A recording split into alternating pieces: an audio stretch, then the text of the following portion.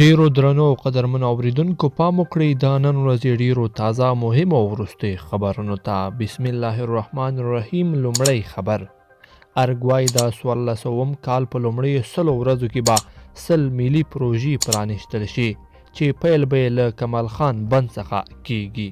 دوهم خبر: په داسې حال کې چې 2 ورځې د مسکو ناستې ته پاتې دي، نن ناوخته افغان سولې لپاره د امریکا ځانګړی استازی زلمی خلیلزاد په یو نا اعلان شوي سفر کابل ته راغلی او له افغان مشرانو سره لیدل پیل کړي دي.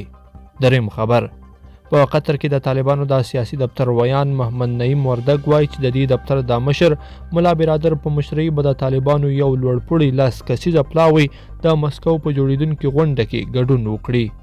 څلورم خبر: ملي دفاع وزارت وایي د کابل ګډ محاربوي ښوونیز مرکز کې تر 12 اونیو پوځي زده کړو وروسته 1015 سرتیري فارغ شول.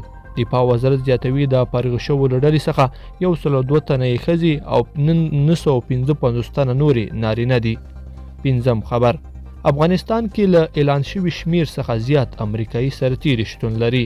امریکایي رسنیو راپور ورکړی چې په افغانستان کې د امریکایي ځواکونو شمیر 3500 ده، په داسې حال کې چې د امریکا دفاع وزارت په رسمي توګه د خپلو سرتیرو شمیر 2500 اعلان کړی و.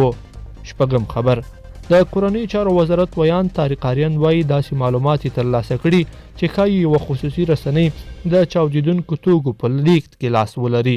هغه په خپل ټویټر لیکلي چې په دې برخه کې جدي پوښتنې شتون لري او موږ د مطلوب ځواب ترلاسه کولو لپاره هڅې کوو.